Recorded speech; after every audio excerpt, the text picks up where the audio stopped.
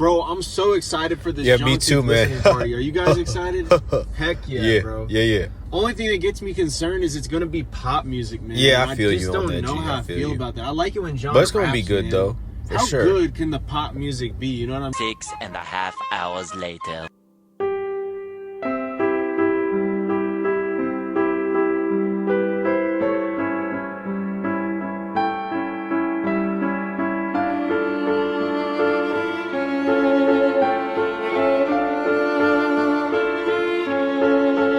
Like, for real, how good could it be? How good could it be? How good could it be? Man, I'm here to tell you just how good that project was. Hey guys, welcome back to another episode of Josh's Review Corner. And on today's episode, we're not going to be doing a review. We're not going to be doing a reaction, but we're going to be doing a recap of the most recent event that I got to go to up in Dallas, Texas this past Saturday, which was the John Keith listening party for Grow Wings. John Keith is no stranger to this channel. In fact, the most recent video that I posted on this channel was a review of the West Indies collab project with Miles Minnick that dropped earlier this year. So whenever he announced he was going to be doing a solo project, I got very excited and was looking forward to that drop.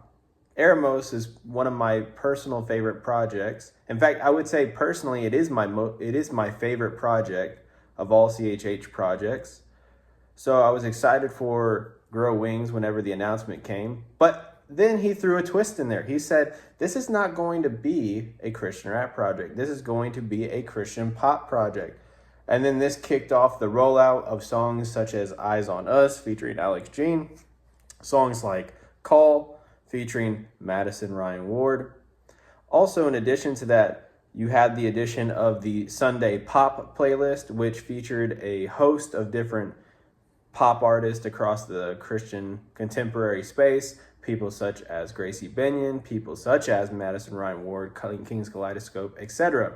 So John Keith has been in that pop bag, and it has led to the event and the rollout for this album, which was the listening parties. They kicked off in Nashville at the Analog, then they went down to Orlando, and now they have made their way to Dallas, Texas. And since I'm in the H, even though it's a 4-hour drive, if you ask me, that's a drive well worth it. So I hopped in my truck on Saturday morning, took it up to Kaufman to meet up with my brothers, Josiah, Garrett, and Isaiah, and we went off to the listening party. Upon arrival at the listening party, we had met up with some people who we had seen on a prior occasion. There were some people that I had seen at the Outlandish Fest After Hours party back in November of last year. Me and Josiah and Garrett and Isaiah all knew them. Also, they had gone down to Siervos and them and Josiah had connected, so we were able to talk with people in the line. I think that's another thing that I would say is very underrated about a CHH event or a Christian pop event, or whatever you want to call it, is the community that you get to experience in those events is unlike anything else. Like, we just started chopping it up, like even though we hadn't seen each other in ever, and just kicked it off like we had never left. And so it was just an awesome experience getting to talk with people in the line. We stood in the line for about 30 minutes to an hour. Once 7 o'clock came around, they opened up the doors. We went into the venue, and upon arrival into the venue, you had a couple different things going on. So on the right side of the room, you had the rack for the clothing that was produced by Common Rags. Common Rags was the one who also was hosting the space, which was this pop-up space in downtown Dallas.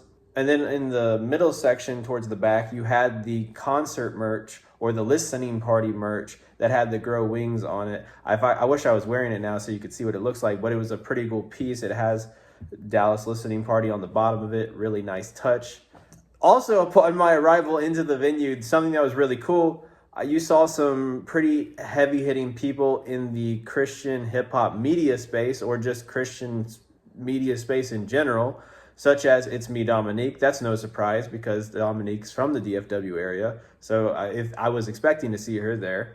But, somebody I was not expecting to see there, two people really, was the Lord's Giant was actually there, and which was really awesome because I didn't know he was near DFW like that. And then also Chandler Moore was also there. Really cool seeing him there. And then another guy who I love his music, by the way, Lonnie Rose. I love that gentleman's music. I found out about him through the Sunday Pop playlist, and ever since then, I've just fallen in love with what he's been doing. And he was there. I just didn't know what he looked like. So after the show concluded, I was able to talk with him, and we were able to chop it up. Pretty cool guy, pretty cool event. And that's how the event started out.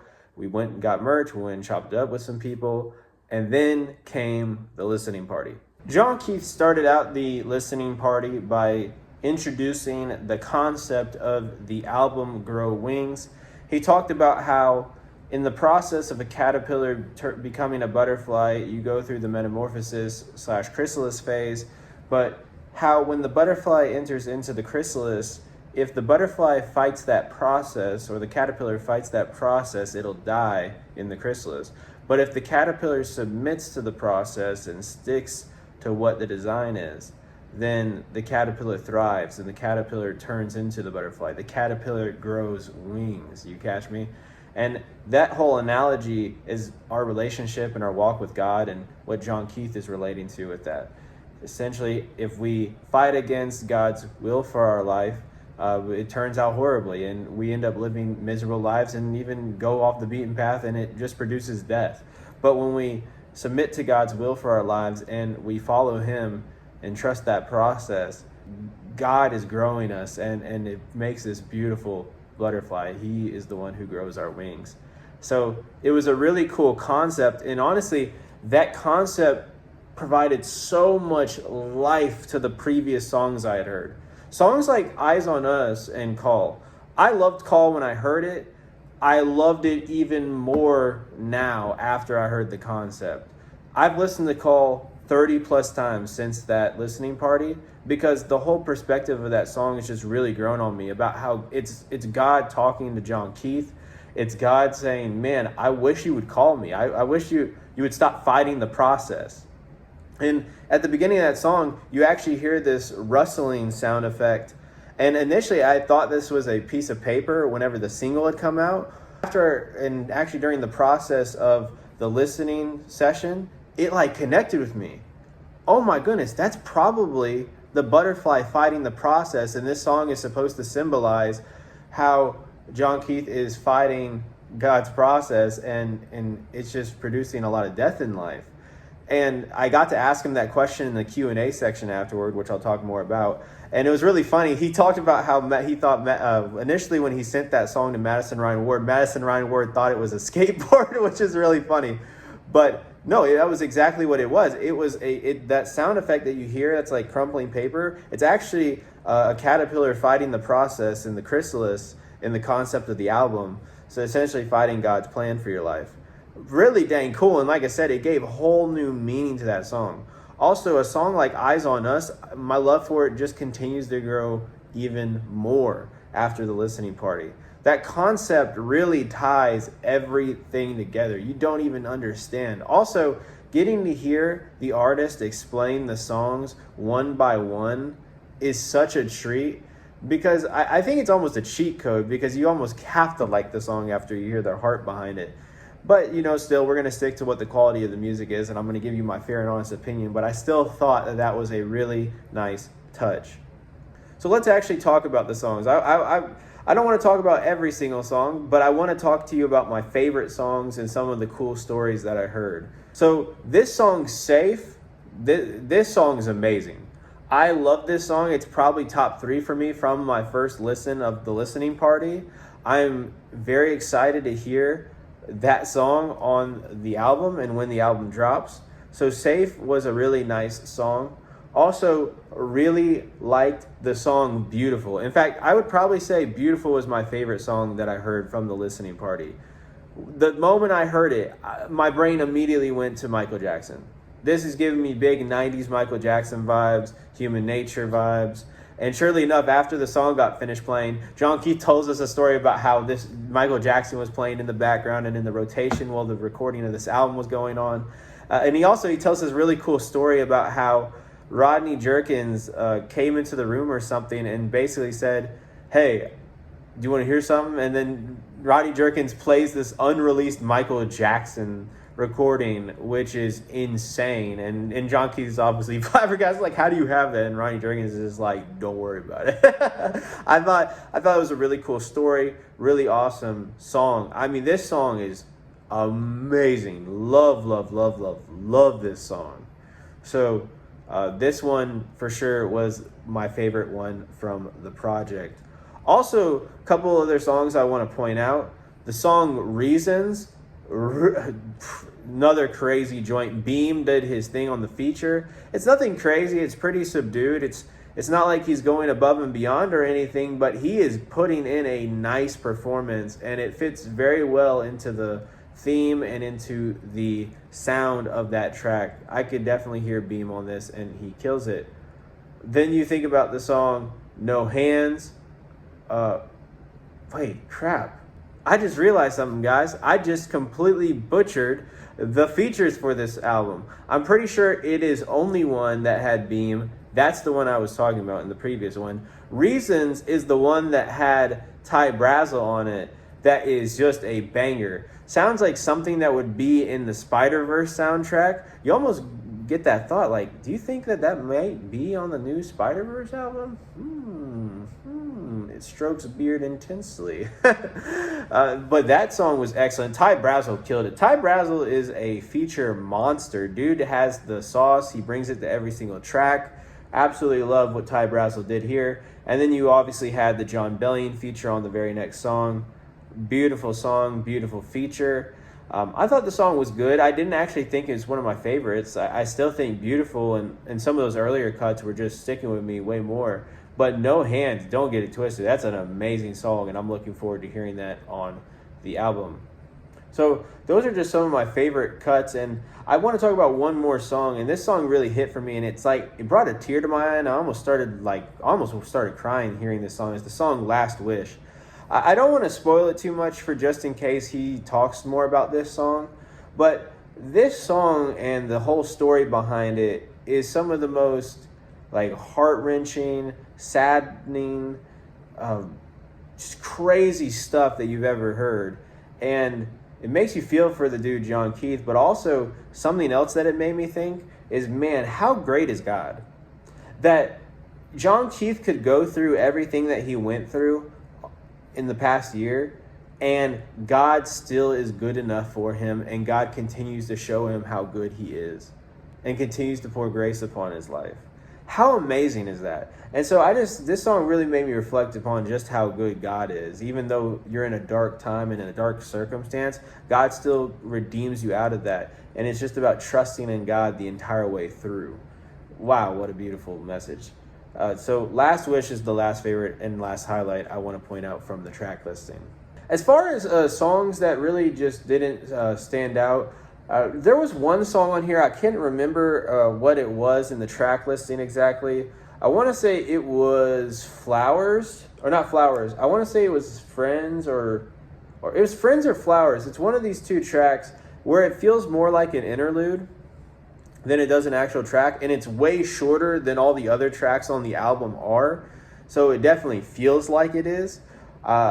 So I think my only critique would be either that song needed to be longer and not be an interlude and fleshed out a little bit more, or it just didn't need to be on the album in general. But I mean, don't get me wrong, it's still good, it still fits the concept, and it's still really good. So those are just some of my favorites, some of my critiques of the album. Not too much more I want to say on that front. As far as my overall thoughts on the project, I'm not going to give it a score. I'd never give anything a score off of first reaction, first listen. I think that's a really bad thing to do because you will never get a full picture of what exactly the album is when you do that, especially in that listening party. There's probably so many things happening lyrically and in the production that I couldn't hear just because the music's so loud through those speakers, and also you hear it way differently in different settings. So I want to listen to this project outside of it before I give a score. But I'll just say this.